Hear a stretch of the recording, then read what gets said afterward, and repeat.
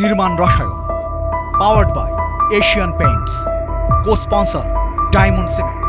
এটা যেহেতু একটা ডেভেলপার কোম্পানির প্রজেক্ট, সেহেতু এখানে ভিন্ন কোনো ইউনিট নাই, প্রত্যেকটা ইউনিটেরই কিন্তু একই অর্গানাইজেশন থাকতে হচ্ছে, যেহেতু উনি 9টা একই ধরনের ফ্ল্যাট করবে। অনেক সেন্সিটিভ প্ল্যানিং করছি যে প্রত্যেকটা ইঞ্চি জায়গার ব্যবহারটা এনশিওর হচ্ছে। অন দ্য আদার হ্যান্ড আমার এখানকার যে হেলথ ফ্যাক্টরগুলো আছে, দ্যাট মিন এখানকার যে ন্যাচারাল ভেন্টিলেশনটা নিয়ে এনশিওর করা, এখানে লার্জ ফুল হাইট উইন্ডো করা, প্রচুর পরিমাণে লাইটিংকে ইনভাইট করা, সো ক্লাইমেটিক ফ্যাক্টরগুলোকে এনশিওর করা, দেন আদার হচ্ছে ফাংশনাল অ্যাসপেক্টগুলোকে।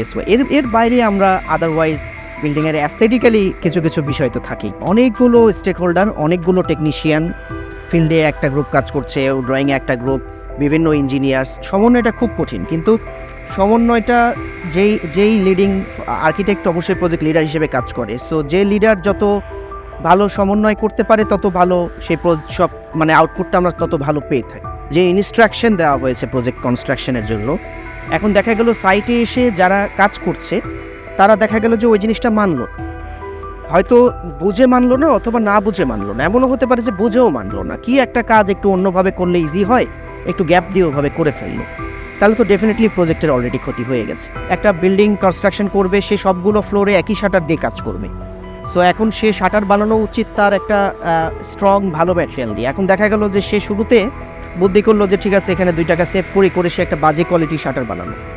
অ্যাজ এ রেজাল্ট কী হলো, 2টা ফ্লোর ডালাই দেওয়ার পরে শাটারগুলো নষ্ট হয়ে গেল, আবার শাটার বানাইতে হলো।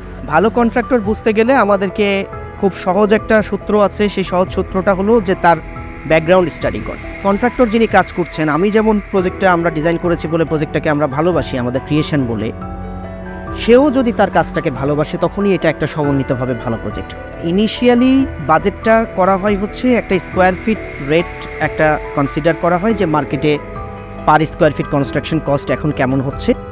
এখানে আবার পিডাব্লিউডি, আমাদের যে সরকারি পিডাব্লিউডি আছে, তারা একটা রেট শিডিউল ফিক্স করে দিয়েছে যে market value per square feet কনস্ট্রাকশনের এত, কিন্তু বাস্তব ক্ষেত্রে অনেক সময় সেটার থেকে ফ্ল্যাকচুয়েট করে। তো আমরা বাস্তবতার ভিত্তিতে যেটা রেগুলার মার্কেট থেকে পাই সেই প্রাইসটা ধরে কত স্কোয়ার ফিট কনস্ট্রাকশন হচ্ছে, পার স্কোয়ার ফিট কস্টিং কত, সেখান থেকে আমরা একটা কস্টিং কিন্তু এভারেজ পেয়ে যাই।